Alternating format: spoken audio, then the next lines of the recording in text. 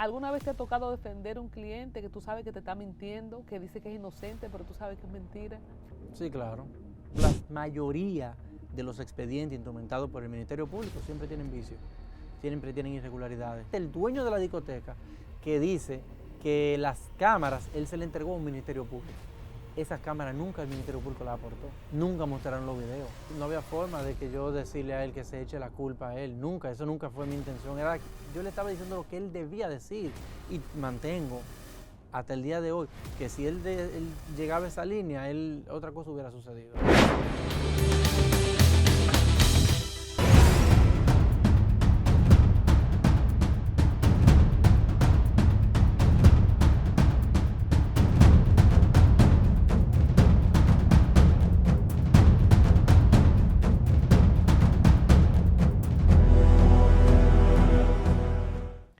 Mis amigos de Al Tanto, qué bueno que nos acompañan. Estoy feliz de recibirlos de nuevo en otro episodio de nuestra serie de abogados, Entre Dios y el Diablo. Ya usted sabe la difícil profesión de un abogado. ¿Cuántas cosas pueden pasar? Se puede apoyar a que vaya un inocente a la cárcel, se puede sacar a un culpable. Todas estas preguntas en este contenido de alto valor y didáctico vamos a estar repasando en estos episodios. Y nos acompaña un amigo de la casa, es el doctor Billy Jerónimo. Alberto, gracias por estar aquí con nosotros. A ti, Colombia, gracias por la invitación y a todo el equipo. Yo soy de la casa, tú lo dijiste. Claro que sí. Bueno, señores, y Billy vino con un traje que yo desde que él llegó le estoy diciendo, pero te tiraste todo el armario. La gente que conoce El Monje que vendió su Ferrari, que ha visto series de Netflix como Suits, los abogados tiran mucha tela. ¿Qué tan importante es el tema del traje, de la presencia para un abogado? El flu, como se dice. El flu. Sí, es importante porque los abogados proyectamos confianza, responsabilidad y vivimos en una época en la que la vestimenta habla por sí sola y te da un toque. No sea vanidoso, pero la vestimenta habla. Pero verdad que hay muchos abogados que le dan mucha importancia a eso, parecen estrellas de cine, o sea, el swing, saludo para Duarte Canaán, que estuvo aquí con nosotros, Sí, el swing, el tema de los vehículos, ustedes tienen una personalidad un poco artística. Puede ser, hay abogados que les encanta la tela, como se dice, pero sí, el buen vestir, no solamente en los abogados, en los profesionales, deja mucho que decir, la importancia de andar bien vestido y representado. También nos dicen que si no nos da calor, a ustedes no les da calor, pero ya estamos acostumbrados. Y realmente. arriba de eso, ya que tú lo dices, Billy, se ponen los que van a litigar, se ponen su toga. Sí. ¿Tú te has puesto una de esas así, bien gruesa, o tú le eliges más o menos? No, tienes realmente una tela bien ligera, son convencionales, pero... O sea, todas son ligeras, aunque se vean calurosas. Sí, son ligeras, pero arriba de un traje, realmente en un país caribeño, tropical, y que la mayoría de los tribunales, los aires están en malas condiciones. ¿Y hay aire aquí en los tribunales? Sí, hay algunos tribunales que no tienen el aire en buenas condiciones y es, mira, terrible. Porque sí hay aire en algunos. Sí, claro, en la gran mayoría hay aire, pero vivimos en un país donde tú llegas a una sala y hay un abaniquito, la ventana abierta porque el aire está dañado. Doctor, yo he visto salas de cuidados intensivos en el centro de esta ciudad con un abanico. Te creo. Con un abanico. Entonces, volviendo al tema del swing de los abogados, para un poco aprender de la cultura que a veces uno dice, pero ¿y qué es eso que se ponen en la cabeza? Vamos a explicar por qué se usa, iniciamos por ahí, por qué se usa la toga y birrete, ¿verdad? Como cuando uno se va a graduar. Sí. Mira, eso tiene sus orígenes, el derecho propio de acá de nuestro país, tiene sus orígenes de Francia. Entonces en Francia los juristas, específicamente los magistrados, utilizaban la toga y utilizaban una especie de peluca. Entonces los fiscales y los abogados usaban el birrete, que es el que tiene la bola blanca, pero los magistrados, jueces, los que sentencian y condenan y absuelven, tenían una peluca blanca, como con una especie de rolo. De bucles. Exactamente. Sí. Entonces nosotros tenemos nuestros orígenes, nuestros códigos y nuestros estatutos jurídicos tienen orígenes de Francia y por eso es que utilizamos la toga y el birrete. Y entonces como parte de un personaje en el que la mayoría de ustedes entran, los fiscales, los abogados, litigando, y usted ve, por ejemplo, a una Jenny Berenice que parece una fiera cuando está ahí acusando, y el caso de los abogados con mucho histrionismo, y hablábamos nosotros con Billy fuera de cámara de esos sketches, porque se ve que son como personajes, aún en la vestimenta te evoca a que estás entrando en una interpretación de algo que no es tu persona. Entonces veíamos en esos shows de Punto Final que los abogados le decían al juez, magistrado, pregúntele a él, o sea, ¿cuál es el cambio en la puesta en escena, para decirlo de alguna manera, de una corte que ya ahora no se usa? Ahora ustedes le preguntan directamente a los acusados, antes tenía que hacerlo el juez. Sí, por medio al juez. Anteriormente se le hacía la pregunta al imputado, a quien se le estaba haciendo el interrogatorio. Eso data del código, como se le dice, viejo, cuando era el código de procedimiento criminal.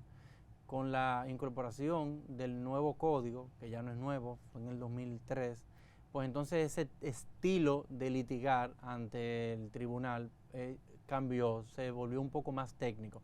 Anteriormente los abogados entraban, como tú dices, en un personaje, tenían que hablar con un lenguaje poético. Y proyectar la voz. Bien literario. Un teatro. Una especie de teatro, exactamente. Ya ahora con este código es más técnico, los términos han cambiado mucho, ya uno puede hablar un poco más directo, uno puede hablar un poquito más relajado y no tan cuadrado. Entonces, más o menos, ¿qué establecía el código anterior que tú no te podías dirigir al acusado? Lo que pasa es que el interrogatorio era directamente con el juez. Se le decía al juez, pregúntemele a él, para no viciar cualquier tipo de pregunta y para que no haya un tipo de pregunta, como se le dice, capciosa. O sea, el acusado solo hablaba con el juez. Correcto. ¿Pero eso era bueno? Ni tanto. Ahora tú tienes una interacción directa, ahora tú puedes hacer un interrogatorio directo, contrainterrogatorio, y tú puedes darte cuenta si realmente está mintiendo, está diciendo la verdad. Puede hostigar ahí, claro, llevarlo ya tú tienes contra las cuerdas. Tú tienes la facilidad de, como decimos popularmente, de acorralarlo. ¿Cuándo tú, Billy, como muchacho, como niño o joven, conectaste con esto? Lo viste en televisión, te llamó la atención este show, este teatro, ¿verdad?, que estamos describiendo, o fuiste víctima tú o una persona directa tuya de un proceso legal que dijiste, yo quiero ser abogado para defender a tal o cual persona. ¿Cómo fue? Yo vengo de una familia de abogados. Mi tío fue fiscal en 2 ocasiones, Alexis Joaquín Castillo. Mi padre es abogado, con quien estoy en la oficina. Mi madre también ejerció mucho tiempo el derecho, pero se retiró temprano. Y tuvo un tío también, Franklin Jerónimo, que ya se ha retirado, también fue abogado. O sea, yo vengo como de una familia de abogados y siempre me apasionó. Pues tú ves en coche, a ti te heredaron el bufete. Un poquito más cómodo, no como el que no tiene nada. Pero realmente, aparte de que en inicio yo le tenía una fobia terrible a los números, no me gustaban. Y quería estudiar algo que no tuviera que ver con tanto número. Pero realmente me apasiona mucho el derecho, me encanta. Después te diste cuenta que ustedes tienen que hacer muchos números. Claro. Porque cuando hay que estar dividiendo una herencia, divorciando a una gente, cero mata cero, a mí me toca un 30. Se trabaja con muchos números. ¿Cuánto que le toca un abogado de un divorcio? Dependiendo. Porque si se trata de una repartición de bienes o una partición de bienes, como se dice, pues eso te entra en un 25%, un 30%, eso se maneja. Tú sabes lo que es eso, después de una gente durar 40 años juntos, 30, 25, guayando la yuca, por invitar a un tipo para que te parta lo que tú trabajaste, hay que darle un 25. Sí, eso se llama un poder que se le otorga al abogado que trabaje, poder de quota litis. Entonces los honorarios lo saca de esa partida. Doctor, ¿usted no le ha dicho de repente así en un caso, no, hombre, no se divorcien, busquen ayuda? ¿O usted es lo que enchincha para coger su 25? No, me ha pasado mucho, me ha pasado yo tener... ¿Que usted lo reconcilia? Sí, me ha tocado reconciliar, aunque vuelven. Después vuelven. Después vuelven, no hay forma. Pero sí, uno trata de ser un conciliador, realmente. Cuando tú ves que hay una especie de que se tomó una decisión de manera no pensada, pues uno trata y le dice, siéntense, vuelvan, y uno lo hace para conciliar. Ese debe ser el espíritu inicial de cualquier abogado, el espíritu conciliador. No hay mejor pleito que el que se resuelve en una oficina. ¿Y entonces qué tú ganas ahí? No se gana, uno se queda con la satisfacción de que por lo menos, tú sabes, no todo el dinero, aunque de los abogados dicen tantas cosas, nosotros cargamos una maleta amplia de cosas que dicen de nosotros los abogados, que en inicio, antes de yo ejercer, lo creía. O sea, hasta yo pensaba así, pero no, ya después que uno entra en materia, que uno ejerce, el derecho es muy bonito. ¿Por ¿no? qué lo pensabas? Dice que vienes de una familia de abogados. ¿Viste algo en el ejercicio que te pareció abusivo? ¿Y cuándo tú cambias de opinión ahora que tú eres abogado? Vamos a ver como ese tránsito entre el estudiante o el joven familiar, sobrino, hijo, nieto, ahijado, que veía el ambiente de los abogados, ahora el que lo ejerce. Lo que pasa es que uno lo pensaba dentro de la ignorancia. Independientemente de que vengo de una familia de abogados, uno estaba bien pendiente a los asuntos. El cambio de percepción mía es cuando entro a estudiar y cuando empiezo a ejercer la carrera, que uno ve, cónchale, no, los abogados no es como se dice. El abogado es un profesional que trabaja bastante, se faja mucho, es muy entregado. Es de las pocas profesiones que es tan apasionado. El abogado es un pasional del derecho. Y es muy arriesgado también. Y lo vive, o sea, el abogado lo vive. Por eso es que tuve tantos abogados que por los predios del Palacio de Justicia son las 3, las 4, las 5 de la tarde y están todavía en el área, como que no se quieren ir, quieren quedarse ahí. El abogado es un profesional que toma cualquier caso sin ni siquiera consultarlo. Nosotros deberíamos, de manera, por regla, consultar antes de tú tomar un ¿Y consultarlo con quién o qué? Un proceso, por ejemplo, como tú mencionabas, un divorcio. Vamos a consultar, qué podemos hacer, le puedo cobrar tanto. Esto así, los abogados toman los casos así porque lo apasiona, lo viven. Por ejemplo, Billy, ¿qué caso tú no tomarías o tú has desechado, no solamente por no dividir o contribuir a una familia que se quiere dividir, que tú dices, ese dinero yo no me lo gano, como tú ibas a terminar la frase ahorita, no todo el dinero se gana? No, no todo el dinero se gana. Mira, cuando nosotros los abogados nos graduamos, el título dice abogado de los tribunales de la República Dominicana. Yo hasta el momento, hay casos que no lo manejo bien, no me llama mucho la atención, por ejemplo, bien claro, los temas constitucionales no se me da mucho, me lo encuentro con el respeto de los abogados y colegas que manejan esa área, me encuentro como medio técnico. A mí me gusta más, como se dice popularmente, el fogueo, me gusta el litigio, pero... por ejemplo, un caso de narcotráfico, decía Duarte Canaán en el episodio pasado que él no tiene que ver, que él defiende a cualquier gente. Yo también, gente. yo de igual manera. Sí. Yo no tengo ningún tipo de problema con eso. Es que a veces los abogados no defendemos hechos, Colombia, defendemos derechos. Nosotros no estamos ahí cuando suceden las situaciones. Nosotros nos llaman para que tomemos el caso ya después de todo sucedido. Vamos a deslindar esa frase, no defendemos hechos sino derechos. Vamos a entender que cuando dice, pero ese abogado no tiene conciencia, ¿cómo está defendiendo ese delincuente, ese narcotraficante, ese asesino? Explícanos eso como a ustedes se lo explicaron. Eso es a diario.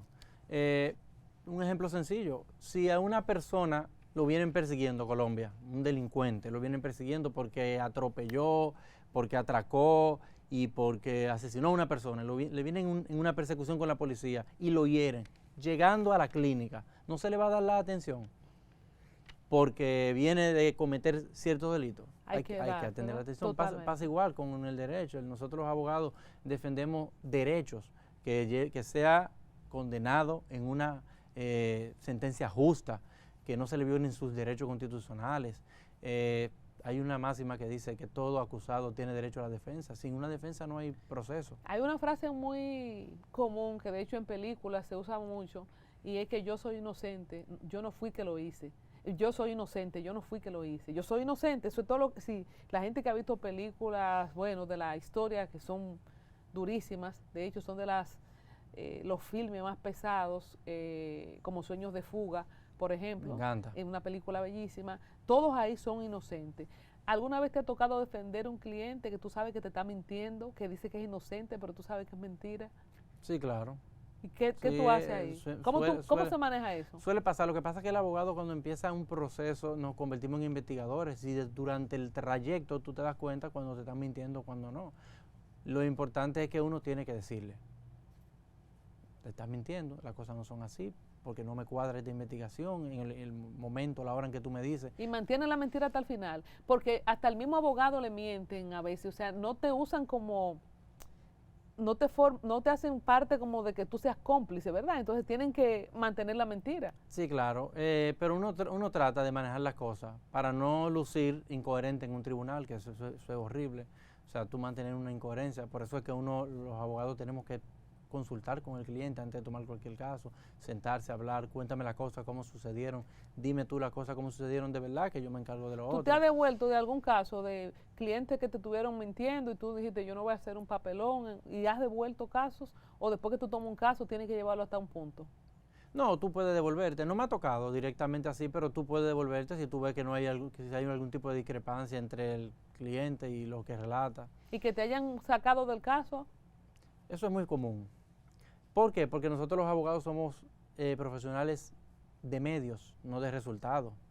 Porque yo te defiendo o yo te trabajo un proceso, pero yo no soy quien te saco del proceso. De mí depende mi trabajo, pero hay una decisión que la va a tomar un juez. Entonces, abogados que dicen, no, porque yo lo saqué a él de la cárcel.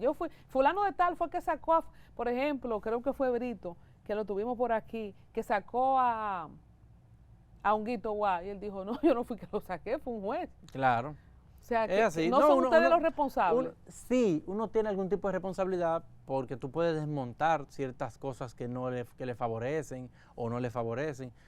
Dependiendo el trabajo del abogado, tiene buen resultado. ¿Qué tanto puede ayudar un abogado a evitar la cárcel de un acusado, así sea culpable? Es lo que yo decía en la introducción. Hay inocentes en la cárcel y culpables fuera. ¿Qué tanto es función del abogado que se dé eso? Hay que leer mucho los expedientes, porque dentro de los expedientes instrumentados, hablándote de manera en el aspecto penal, quien lleva la acusación en los procesos penales es el Ministerio Público, conjuntamente con un querellante, que es la víctima.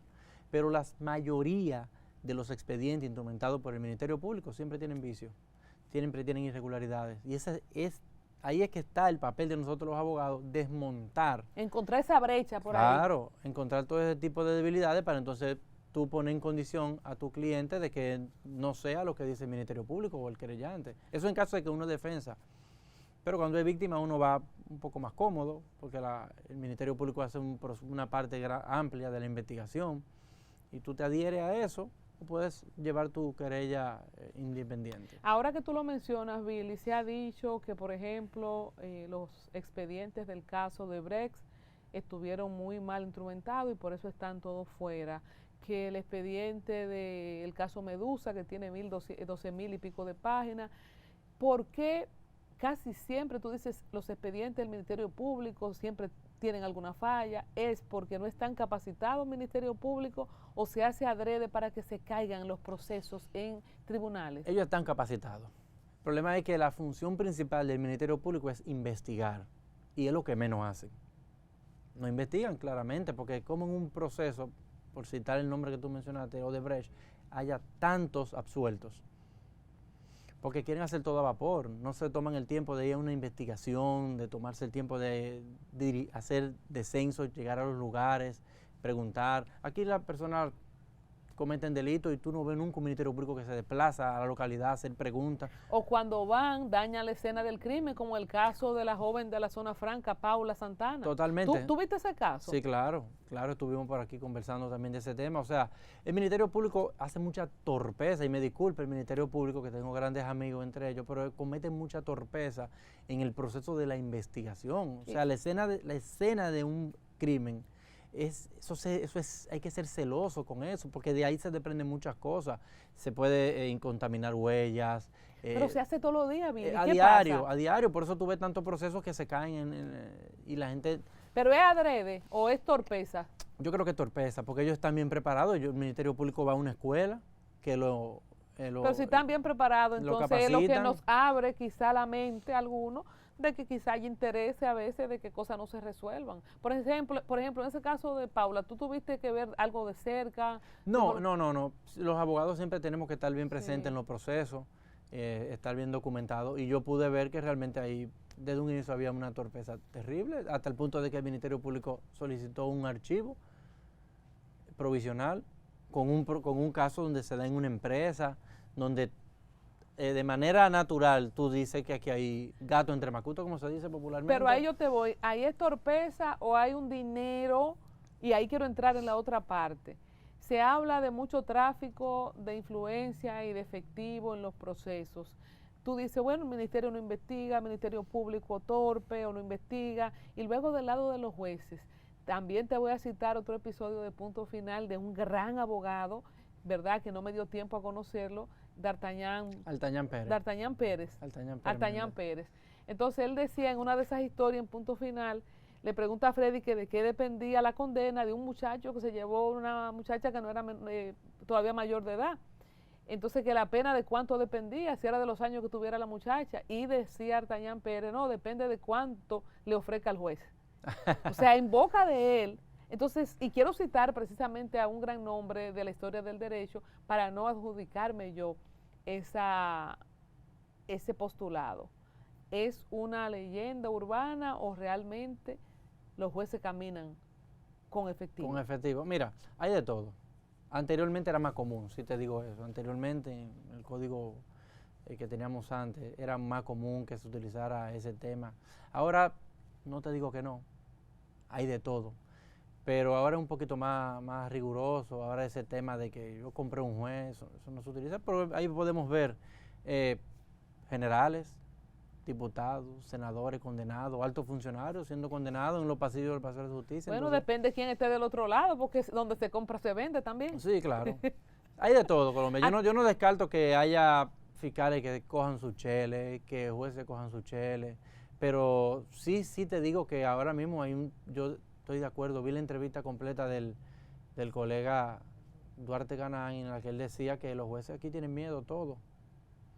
¿Tú te has sentido en un proceso que tú dices, estoy llevando una buena defensa, por ejemplo, o si está acusando, una buena acusación, pero no siento las garantías del proceso por los actores involucrados? Sí, claro, suele pasar mucho. ¿Pero de parte del Ministerio Público o de los jueces? De ambos lugares. Eso lo vivimos a diario. Hay procesos. Mira, por citarte un ejemplo sencillo, la medida de coerción es la etapa inicial de un proceso penal. ¿Qué busca la medida de coerción? Es ver si tú tienes garantías y que tú no te vas a sustraer del proceso. Aquí ¿tú crees que aquí debe haber por ponerte un ejemplo sencillo, esos funcionarios deberían estar todos presos de manera preventiva? Se van a fugar, se van a ir del país.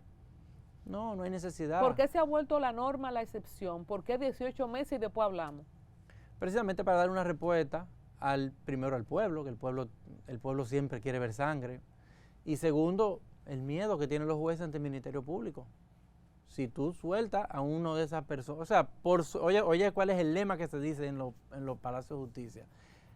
Por meter preso a nadie cancelan. Ahora, por soltar sí. O sea, meta preso a gente y garantiza su puesto. Por eso no te van a cancelar. Ahora, si soltaste a una persona que el Ministerio Público entiende que debería estar preso, sí, te hacen un juicio disciplinario, eso lo vemos a diario. Los jueces tienen miedo aquí, no es mentira. De sectores puntuales. Claro que sí. Y en el caso, Billy, de gente que te han condenado a 18 meses, ¿qué es lo próximo? Cuando la gente dice, no, porque va a apelación, porque va a recurrir, ¿cuál es la diferencia entre una solicitud de variación de medida de coerción y cuando se recurre a una condena? Sí, lo que pasa es que en materia de medida de coerción, supongamos que, como tú dices, le impusieron una medida de coerción de 18 meses. Cada 3 meses, la norma establece que esa medida de coerción debe revisarse. ¿Para qué? Para ver si han variado los presupuestos de que esa persona pueda salir y conocer su proceso estando libre o estando preso.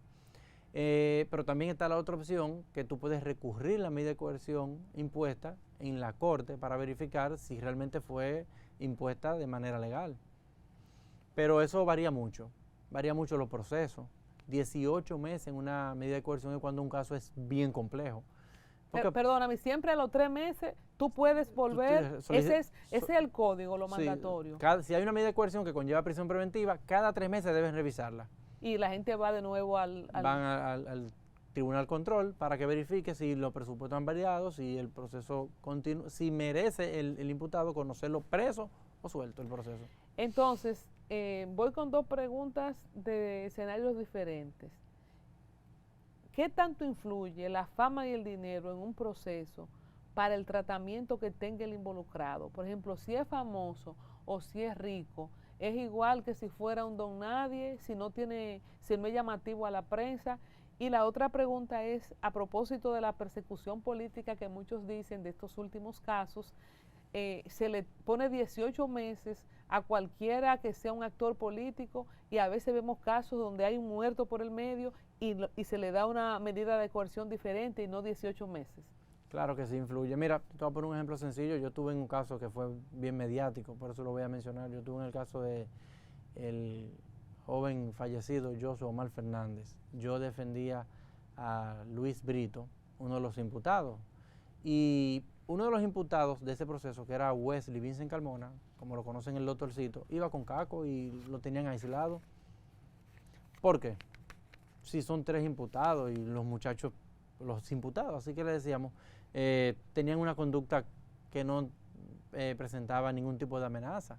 O sea, el doctorcito llevaba casco y los demás no. Casco y chaleco. ¿Y los demás no? No. Mira, no me percaté de eso. El único que llevaba casco. Porque en el caso de Hugo Veras y compartes, todos llevan casco y Pero yo te pregunto, cosas. ¿para qué? Yo no sé. ¿Por qué? Ahorita hablábamos de magistrado, pregúntemele a él, ¿verdad? Que ya eso cambió. ¿Cuándo empezó a usarse el tema del casco y los chalecos? Eso empezó con el tema de Odebrecht, más o menos de ahí en adelante fue que empezó esa modalidad de casco y cosas. También se usaba anteriormente con los casos de narcotraficantes. Exacto. En los casos de los narcos se pudiera entender, porque es un tema bien profundo, de que quizá el narco pudiera, o el imputado, como se dice, pudiera mencionar tal situación, tal personalidad que requiera riesgo y que pueda su vida correr en peligro.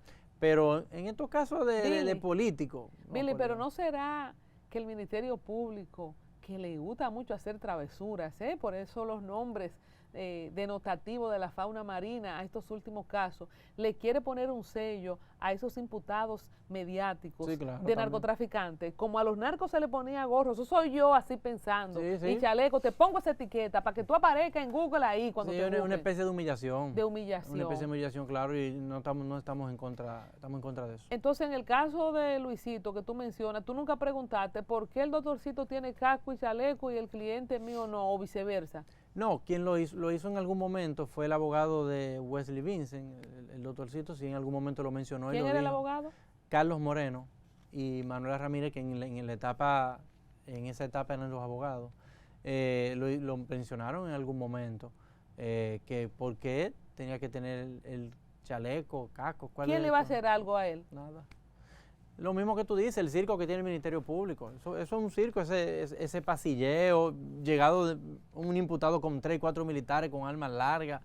Y aquí estamos cansados de ver imputados declarados en rebeldía entrando al Palacio de Justicia.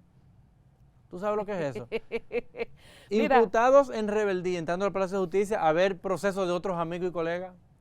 ¿Y dónde está la orden ¿Tú me entiendes? de captura ahí?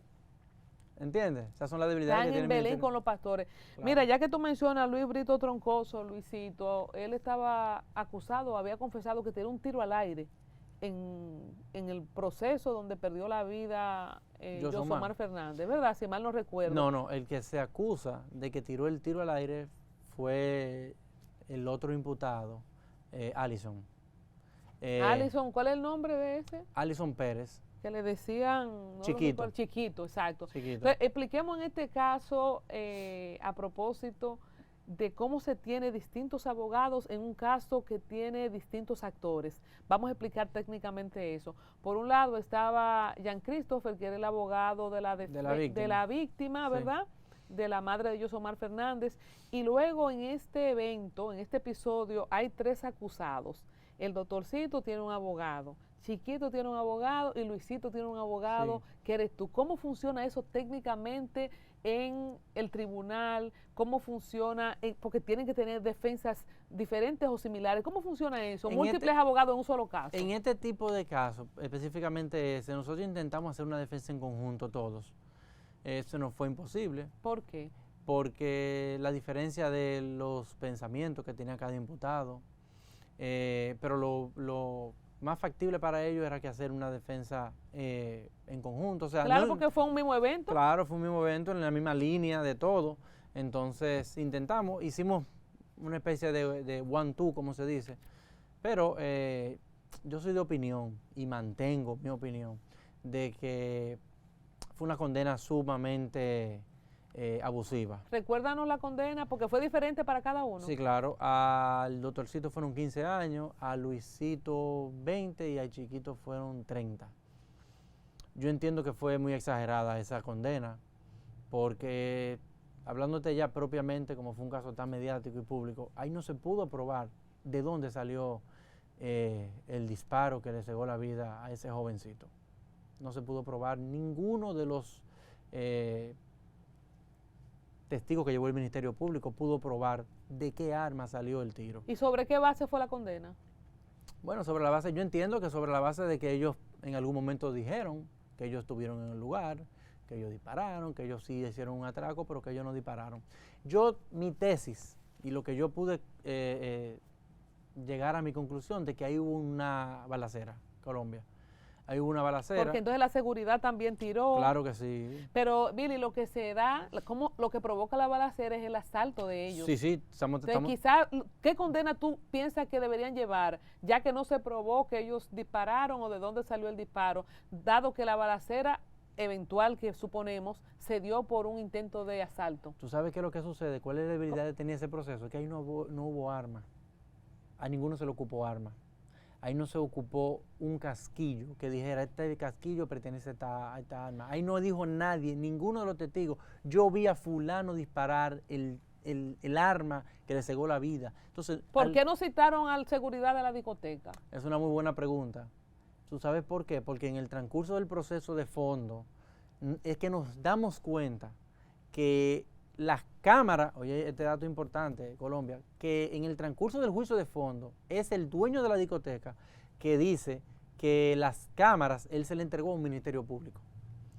Esas cámaras nunca el Ministerio Público las aportó.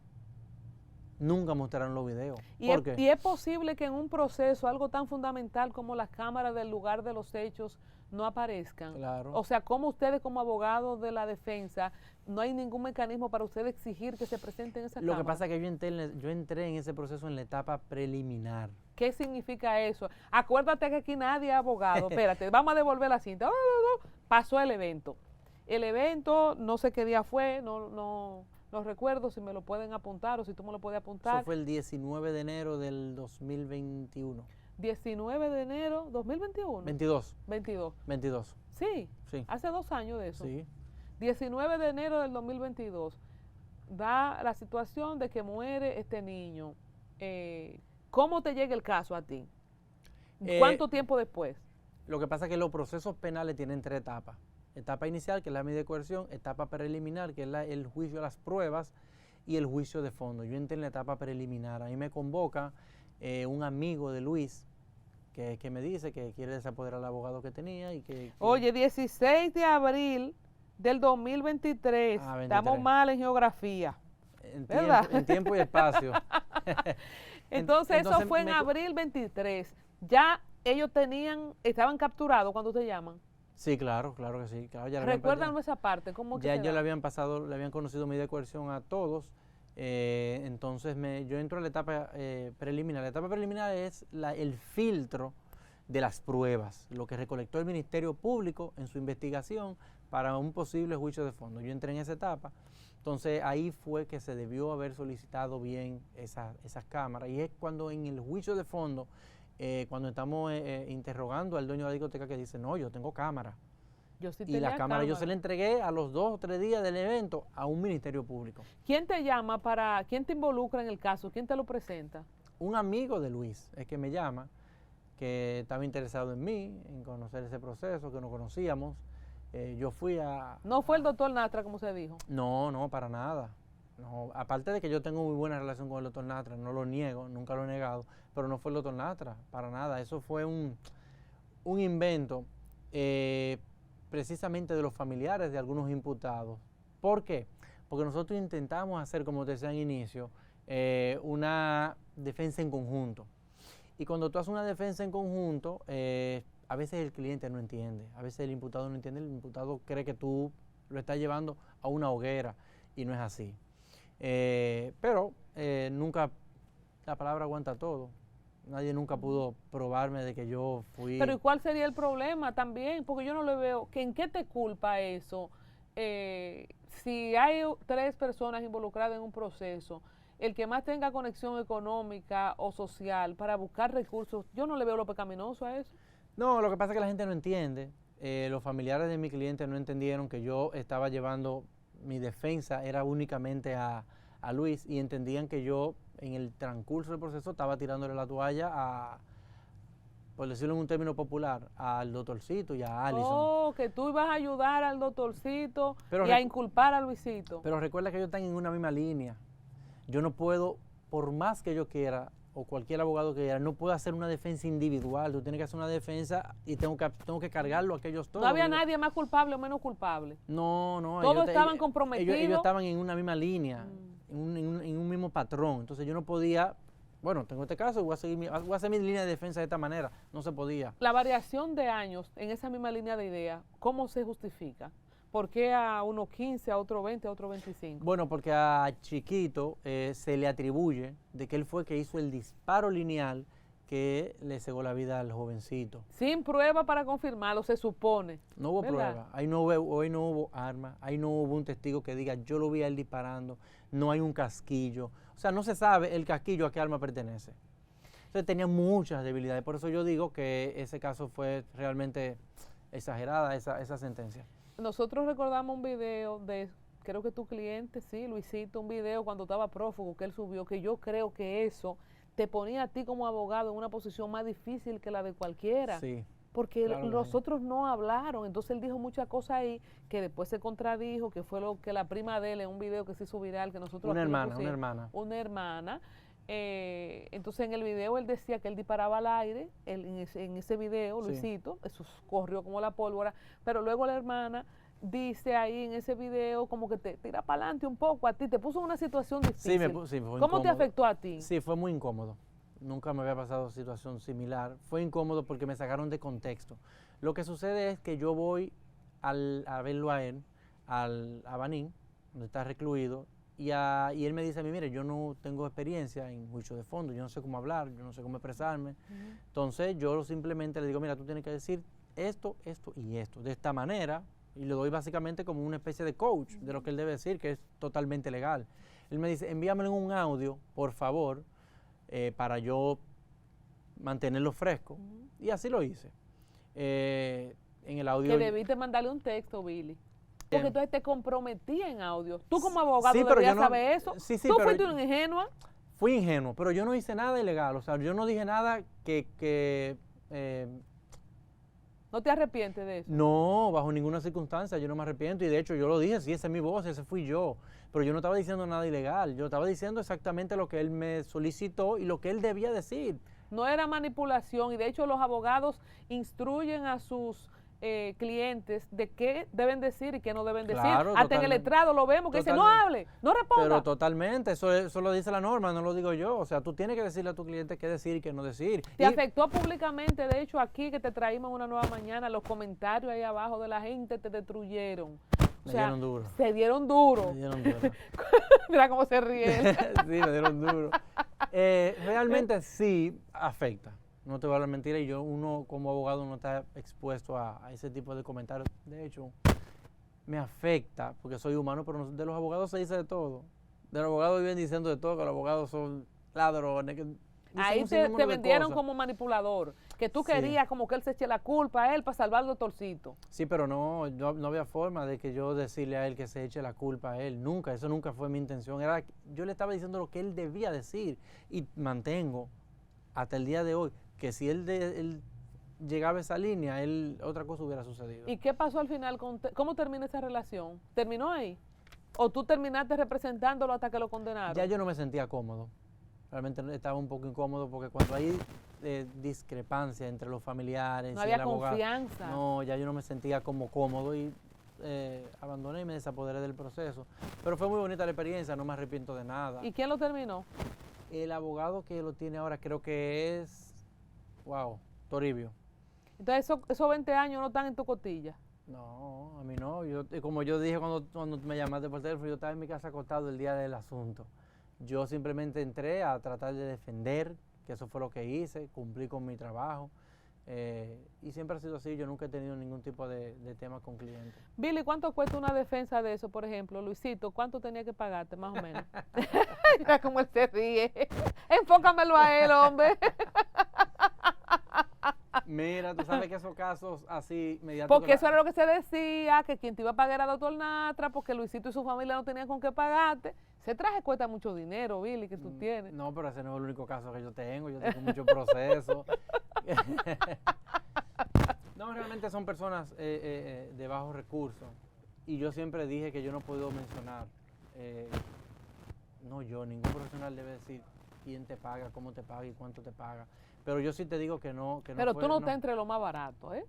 Para que no se vayan haciendo ilusiones, él puede hacer un pro bono. Para que no, no una fundación. Exacto. No. ¿Cómo se llama eso aquí? Porque en películas dicen pro bono, que cuando creo que Jan Christopher en el caso de Yosomar Fernández lo estaba haciendo de gratis, ¿verdad? Como una ofrenda, sí, vamos a decir. Yo creo que él tiene una especie de fundación. Él ayuda a procesos así de manera gratuita. ¿Cómo así que una fundación? Sí, si no me Si equivoco. él vive cogiendo casos así. No, si no me equivoco, en su mismo perfil de Instagram, él tiene como una especie de fundación, o creo que lo hablamos una vez en uno de las audiencias, como que él tiene esa intención de ayudar. Siempre uno lleva procesos donde uno sabe que las personas no tienen la solvencia económica. Eso es parte vital. Por ejemplo, tú has hecho y no cobras algo. Sí, claro que sí. Ahí uno tiene que hacer su obra que no lo pague Dios después. Tú sabes que decía Duarte Canaán que el cliente, no el más, pero entre lo que mejor le ha pagado fue el señor Rey de Najayo, Florian Félix. Como ese top 3, o tú has tenido mis mejores clientes que tú puedas mencionar, de casos así que tú... Lo que pasa es que tú te pusiste sano. Tú sabes... Tú me haces reír, voy a dañar el micrófono otra vez. Mira, tú sabes que la gran mayoría de esos casos mediáticos económicamente no generan mucho. Es más el boom que la gente cree. Hay los procesos que realmente te dejan una buena solvencia, ni siquiera... Nadie lo nota. Nadie lo nota y nadie tiene que ir a tribunal. Como tú iniciando un ejemplo, en los procesos de partición de bienes, en los divorcios son casos bien...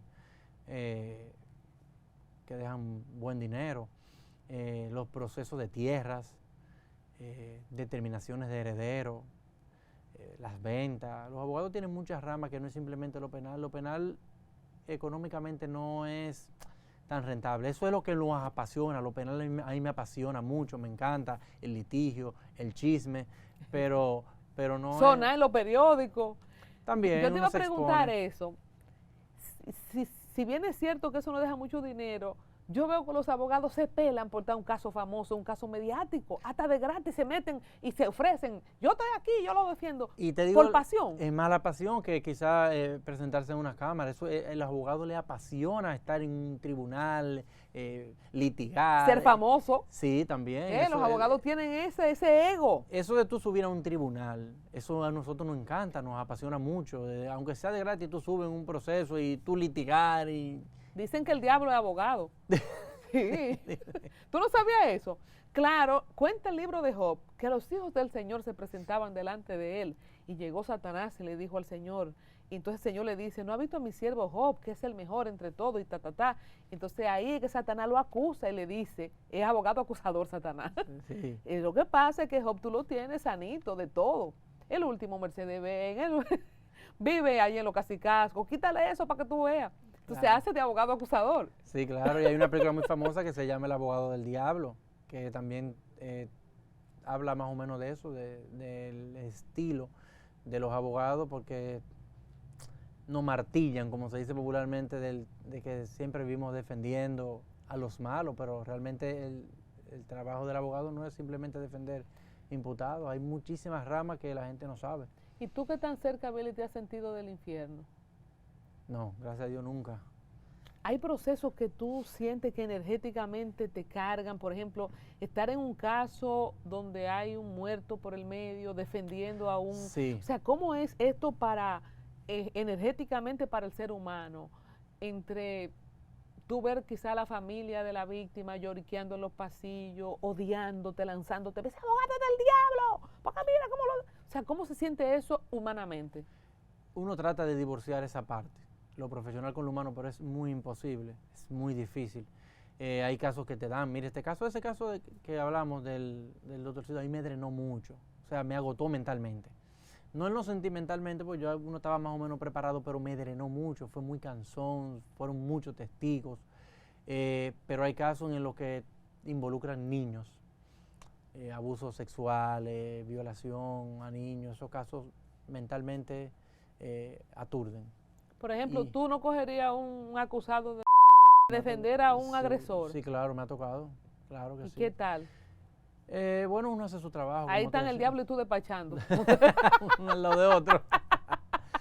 No, es como te decía, vuelvo Señores, los dientes no están bautizados, que uno riéndose de esto, ¿eh? Como te decía al inicio, uno a veces defiende derechos y no los hechos, porque realmente tú defender una situación que no conlleva es difícil. Ya Pero eso, te toca investigar como abogado o ese no es trabajo tuyo. El No. investigador debe ser el Ministerio Público. No, el abogado tiene que investigar. Porque tú mencionabas ahorita que hay clientes que te mienten. Entonces, tú no puedes hacer un papelón en un tribunal y haberte incoherente. El cliente dice una cosa, tú dices otra. ¿Y cómo se hace eso, Billy? Por ejemplo, a ti te llega un caso sin dar cosas, ¿verdad?, que sean de inteligencia privada. ¿Cómo se llama eso? Sin develar los códigos. ¿Cómo te preparas tú para recibir un caso y estar seguro de presentarte en un tribunal sin hacer un papelón? Hay que leer. Lo primero que tienes que hacer es primero leer el proceso, la acusación, todo, y verificar, y luego sentarte con él. Y uno va interpretando si hay algún tipo de discrepancia, pero tú me dijiste que eran a las 3 de la tarde y aquí dice que fue a las 5 y hay un video. Uno se da cuenta realmente. Y te desplaza a los lugares también. Sí, claro. Por ejemplo, claro esa discoteca, ¿tú fuiste donde pasó ese evento? Yo fui, claro, perfectamente. Y entraste y todo. Sí, y cuando uno lleva procesos de accidente de tránsito, uno tiene que desplazarse y verificar qué dice el acta de tránsito, en qué dirección iba el vehículo que se accidentó, por dónde venía, si realmente era una vía, hay que hacerlo. El abogado tiene que ser un investigador de naturaleza. ¿Es el caso más mediático que tú tuviste, el del doctorcito? El más mediático, sí. Estuve también conjuntamente con Emilio López en un proceso inicial que era en contra de este comunicador. Lo menciono porque fue también bien público, el comunicador El Pachá, que estuvo acusado de manera inicial por una joven que trabajaba en el programa. Yo me acuerdo. Gracias a Dios que cuando hizo las redes no tenían ese boom, pobre Frederick. Un trompo ahí, que le hicieron ahí, una muchacha, ¿verdad? Ya me acuerdo, sí, y lo grabó como un audio, algo así. Sí, estuvimos ahí. ¿Defendiendo al Pachá? Estuvimos del lado de la joven. Ah, pero para mí fue un trompo, éramos abogados. ¿Qué es lo que ella buscaba? Mire, la mujer que va con hombre en una cabaña, no la voy a juzgar, ¿eh? No. Que va a un hotel, que se junta. Hay lugares donde una mujer no puede estar sola con un hombre. Hay lugares que no. Te voy a explicar y lo voy a mencionar porque fue público. Fue súper mediático, yo me acuerdo. Fue mediático. Él no fue en una cabaña. El comunicador despachaba en un hotel que está en la Independencia. Ahí era que estaba su oficina porque él viajaba. Él venía aquí los fines de semana y se iba. Entonces ella... Y se juntaron en el restaurante. Se sentaron en la recepción. Ajá. Y de la recepción ella llega, porque ella lo que buscaba era una especie de, si mal no recuerdo, era una especie como de protagonismo ya un poco más puntual en el programa, porque ella estaba como media outside, como se dice. Y ella quería tener un rol un poco más activo y ella les decía, mira, pues pasa por la oficina, yo voy a tener tal lugar para que hablemos y veamos. Nos vemos todos los sábados en el canal, pero pasa por el hotel donde yo despacho para que entonces resolvamos ese pendiente. Y ella llegó ahí al hotel, ella se siente en recepción y en recepción le dicen, mira, ven que él ya se está preparando para salir, para que tú vayas. Y ahí es que ella se siente y lo recibe en la habitación. Y entonces ahí pero Billy, ¿cómo tú me justificas eso, Billy? Mira que yo soy una mujer y estoy del lado de las mujeres. Sí, pero yo te voy a decir... Ella sube a la habitación donde él está. Bueno, ahí era que la acostumbraba a recibir a todo el mundo, no era ella sola. Entonces, ahí fue que sucedió el hecho. Yo estoy del lado de la mujer siempre, ¿eh? Sí. Discúlpeme, dama, a veces uno cae en gancho. Déjame recoger todo lo que Mira, dije, ¿verdad? yo no voy a porque a veces uno déjame recoger todo lo que dije. Pero la escena no pinta bonita. Te voy a decir algo. Yo no voy a revelar mucho de ese proceso porque eso quedó ahí. Creo que ese proceso lo archivaron. Pero si tú escuchas el audio, tú vas a pensar diferente. ¿Y dónde está ese audio? Si tú escuchas el audio que se dio, porque ella básicamente lo que nos dijo a nosotros que ella se preparó para entrar a ese. Después que ella llega, que ella ve que lo va a recibir en una habitación, pues entonces déjame prepararme porque es una especie de autodefensa, diría yo. Y entonces ahí es que ella lo graba. Si tú escuchas el audio, tu pensar será diferente. Bueno, no la voy a juzgar, de verdad, perdónenme, recojo todo lo que he dicho. Hay un cuento con Billy, que es un amigo de la casa y cogeneracional conmigo, me estoy abriendo un poco más en esta entrevista y participando, ¿verdad? Que el tiempo es de él. Hay una historia que hace mi amiga Isaura Tavera siempre, de un señor que estaba ordeñando una vaca, ¿tú te lo sabes? Que se le bajaron los pantalones. No, él lo que hizo fue que el rabo no lo dejaba tranquilo, ordeñando la vaca, y lo que hizo fue que se quitó el cinturón, le amarró el rabo, se puso en un banquito, le amarró el rabo con el cinturón para él poder ordeñar la vaca, pero ahí mismo se le cayó el pantalón porque la correa se lo tenía arreglado y entró un compadre, dijo, compadre, ¿qué usted hace? Bueno. Y él le dijo, piensa lo que usted quiera, porque ¿qué le voy a decir? Ni tú me vas a creer. Aquí estamos para lo que tú quieras. Esa historia de esa muchacha en una habitación grabando previamente a sí mismo. Sí, fue un audio que ella tú puedes creer lo que tú quieras. No quiero estar viciada por mi amistad con Frederick, no quiero estar viciada, pero estaba rara esa escena. Pero el caso quedó ahí, ellos no sé si fue que hicieron, yo me desconecté. ¿Y Emilio qué era? ¿Acusador también? No, Emilio estábamos conjuntamente defendiendo a la joven, éramos parte querellante. Pero yo te voy a hacer una pregunta, Billy, sin ánimo de abusar de tu confianza. ¿Qué le puede pagar una muchacha que está de segundón en un programa de Frederick, Emilio López y a ti? ¿Cuánto costó eso? Eso fue, mira. Un pro bono. Tú sabes que mi hermano Emilio, que le mando un saludo desde aquí, Emilio López, le llega mucho, Emilio ayuda mucho. Le llegan muchos casos de personas así que requieren de que no tienen solvencia económica. Eso fue uno de esos casos que uno... ¿No era una cosa personal de él peleando con Frederick? No, para nada. ¿Te metieron en el medio ahí? No, para nada. Emilio es un gran amigo y siempre colaboro con él cuando me requiere. Estuvimos también en su proceso, que lo menciono también de igual manera porque fue muy mediático. Pero no, ese caso quedó ahí, no sé, yo me desconecté, pero no sé si fue que hicieron una especie de acuerdo de ellos. No sé si llegó hasta el punto económico, creo que no, pero fue un acuerdo de respeto mutuo. Bueno, déjame, yo estoy comprometida porque defiendo a la mujer y soy amiga de Frederick y no voy a hablar más de ese caso.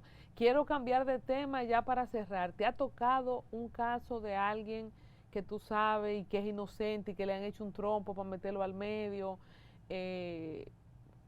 Cosas del sistema como tú has hablado en el proceso y que también te queda eso de tú saber, wow, y no pudiste hacer nada quizás, y ver una persona inocente quizás condenada o con 18 meses adelantado, que es una condena adelantada, que yo también lo critico.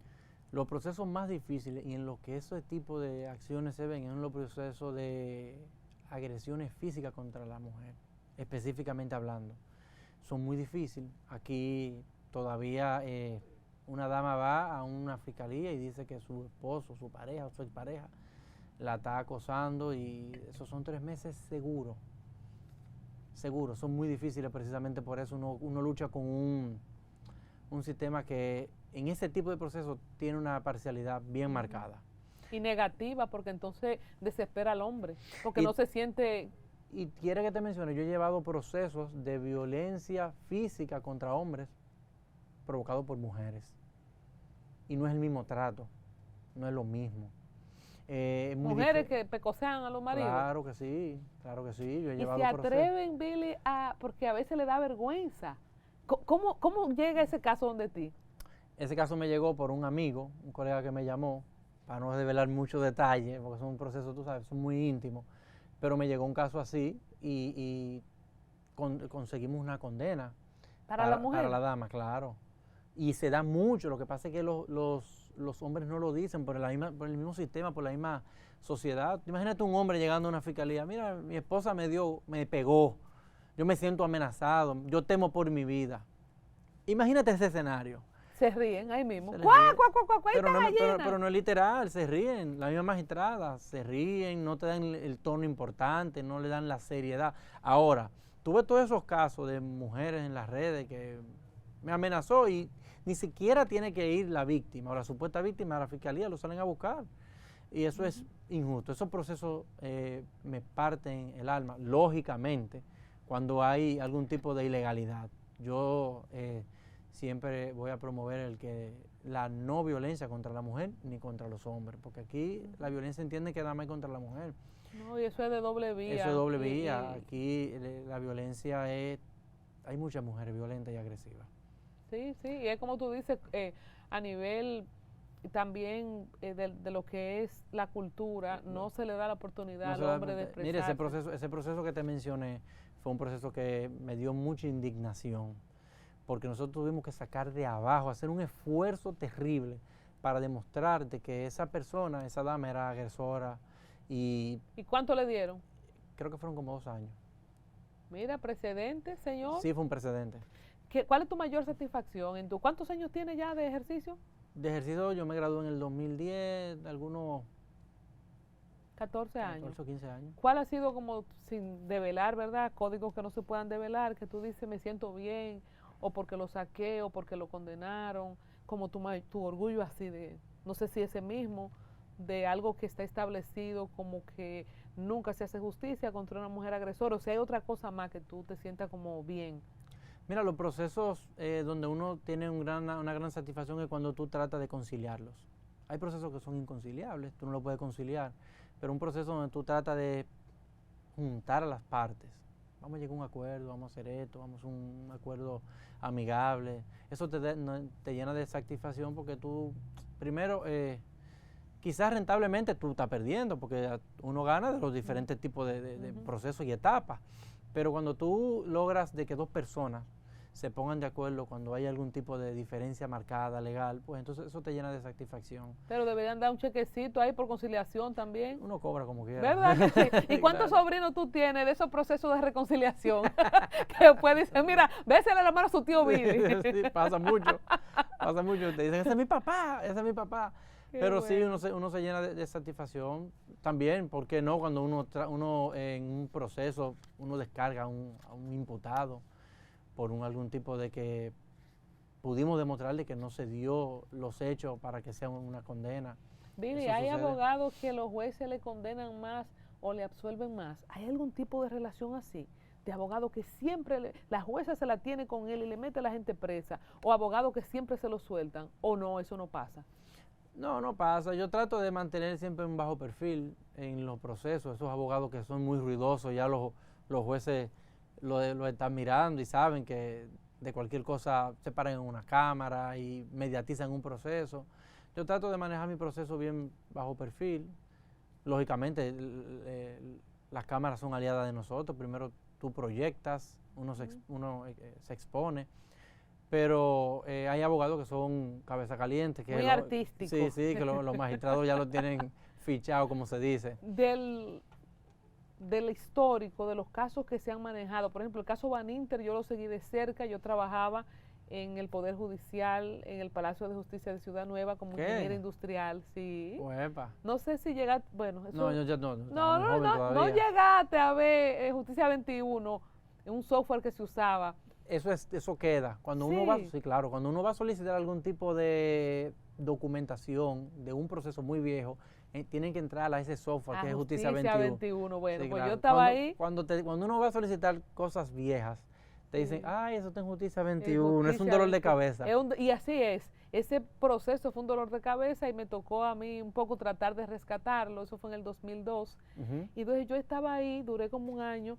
Y yo veía, cuando yo veía a Vincho, ahí fue que yo me di cuenta que tenía que volver a mi esencia de periodismo, porque yo quería dejar hacer lo que estaba haciendo de procesos, y me quedaba ahí embelesada mirando enamora, ¿verdad? Y todo eso, y llegando, y la prensa y todo eso. Entonces, ese caso a mí me marcó. No sé si hay algún caso que tú dices, el caso de la historia para ti, de lo atractivo que fue. De lo atractivo que fue, mira, el caso que se le llevó al ex senador de San Juan. Ese caso me encantó. No, ex y es. Sí, el actual Y senador. será cada vez que él quiera. Sí, Félix Bautista es un jefe allá. Ese caso me encantó porque ese caso lo llevó un fiscal que yo admiro mucho, Milcíades Guzmán, que es el fiscal titular de la zona oriental, y ver a ese magistrado litigar, que para mí era de los mejores, Enfrentando a Félix. enfrentando a Félix, a Domínguez Brito también, que subió esos casos así. Mencionabas a Vincho Castillo tuve la oportunidad de verlo una sola vez litigando, y era de esos abogados que tú terminas tu proceso y ya te debes irte para tu oficina y tú te quedas en el estrado viéndolo. Ese era de los abogados que tú te daba gusto quedarte viéndolo porque entraban en el personaje, eran bien literarios, eran bien teóricos, pero una teoría bien marcada. Y ese caso me marcó mucho. ¿Tú crees que Vincho es el mejor abogado así en la historia? No sé, Artañán Pérez, no sé, Balcácer, Duarte Canaan, de esos así, por decir, ¿cuál sería como...? Lo que pasa es que en ese entonces los abogados que llevaban esos procesos eran bien marcados, bien puntuales. Pero yo te pudiera mencionar mucho. Balcácer era un gran abogado. Te mencionaba fuera de cámara también a Valentín Medrano, un tremendo abogado. Pérez Volques, creo que hay... Pérez Volques, sí, un buen Sí. abogado, fue presidente del colegio Sí. de abogados también. Hay muchos abogados, no hay mejores. No hay mejores porque... El favorito tuyo. Así, Eh, de esos viejos que tú digas. De esos viejos no puedo dejar afuera a mi papá. A Luis Jerónimo fue mi mentor, es mi mentor, estamos juntos en la oficina. Me ha enseñado todo. Con él fue que yo inicié, con él fue que empecé y todavía tengo al viejo ahí, o él me tiene a mí. Ay, pero qué bonito. Bueno, Sí. muchas gracias, Billy Jerónimo Alberto, que es hermano de Betty Jerónimo. ¿Ustedes son hermanos de padre y madre? Sí, de padre. De padre. ¿Y qué tal con la alcaldesa? ¿Cómo te llevan? No se puede hacer tráfico de influencia porque las alcaldías tienen que tener como abogado también, ¿no? Sí, pero no, yo no trabajo allá, pero veo que está haciendo un gran trabajo. Betty, desde aquí le mando un gran saludo. Tengo días que no hablo con ella, pero nosotros estamos bien orgullosos por lo que Betty ha logrado en la familia. Betty ha sido una fajadora, venir de los medios, específicamente del baile, y tú ves que se ha ido esforzando, estudió su carrera, fue diputada, ahora es alcaldesa, o sea, sin ningún tipo de escándalo, una carrera bien limpia, y Betty es un gran ejemplo para nosotros como familia y también para la sociedad. Venir de un sector como es el baile, que hablan tantas cosas, y ella salir de eso, no importarle nada y superarse y ver lo que ha logrado.